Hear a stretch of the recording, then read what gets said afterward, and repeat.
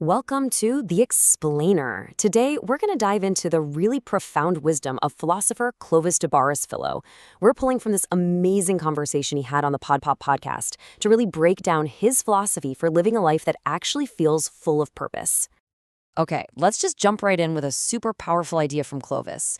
He says that mental health problems, they don't just cause pain, they confiscate your consciousness. Think about that. They literally rob you of your ability to even experience life at all. And he makes his point with a brilliant comparison. Look, if you break your leg, right? The pain is obvious. It's visible. Nobody's going to argue with you. They're just going to help you get to a doctor.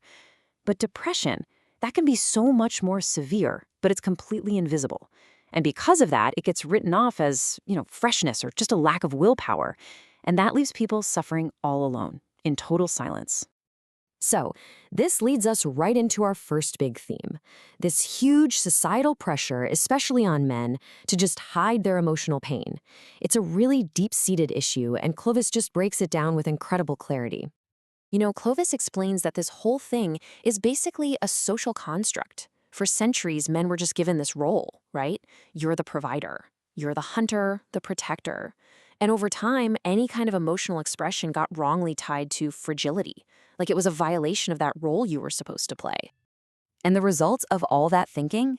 It's a trap.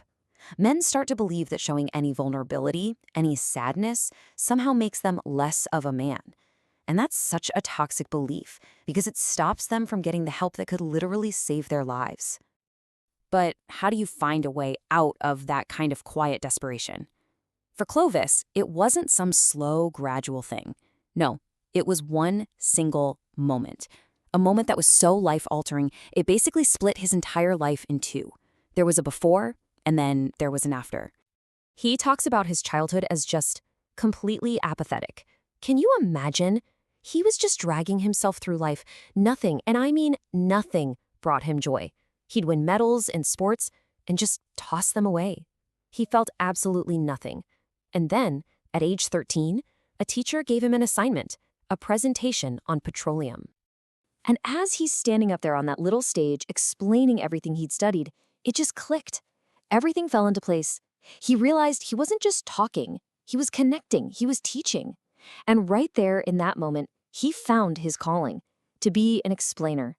It was that one single experience that finally gave his life the meaning it had been missing all along. So this incredible discovery, it builds into his much bigger critique of modern society. And it all starts with our obsession with competition. Clovis makes the case that we've been, systematically trained to connect our happiness, not with how well we do, but with being better than other people. The logic they teach us is simple, but as he's about to show us, it's also really, really flawed. He uses this fantastic example of a school race to explain it. Just imagine. Everybody in the race finishes at the exact same time. Everyone gets a gold medal. That victory, it feels kind of cheap, doesn't it? And why is that? Because nobody lost. Our joy, it turns out, isn't really about running our best race. It's about seeing someone else come in second. And wow, does that reveal a pretty troubling part of our culture? Now, this deep-seated need to win at all costs, it usually translates into this relentless chase for wealth and fame. But Clovis stops and asks a really sharp question. Are those things really the ultimate prize? I mean, he points out a truth that's so obvious, but we ignore it all the time. If money and fame were the real solution to all of life's problems, then why would the richest, most famous people on the planet still suffer from despair? Why would they, in the most tragic cases, even choose to end their own lives? It just doesn't add up. And one of the podcast hosts shared this perfectly from his own experience. Getting that financial success, it doesn't just bring you 100% peace and quiet. Sure, it solves one set of problems, but it immediately swaps them out for a whole new and often way more complex set of pressures and expectations. All right, so if real fulfillment doesn't come from winning or from money, then where the heck do we find it? Well, for Clovis, the answer isn't in what you get, it's in what you give. It's all about looking outside of yourself. He has this amazing definition of love. He says it's not a feeling, it's not a transaction, it's a spiritual act. It's the conscious choice to give another person the best of what you have, your most valuable, non-renewable asset, your time and your energy, and you do it without expecting a single thing back. And this, he says, gives you a feeling that's just completely different. It's so much more profound than the satisfaction you get from improving your own life. When you can genuinely, truly improve someone else's life, you experience this unique and powerful sense of, well, of fullness, of plenitude. So what's the big takeaway here? What's the bottom line? How can we even measure our own lives? How do we know if we're actually on the right track, heading toward a meaningful life? Clovis gives us this beautifully simple but incredibly powerful question to use as our guide.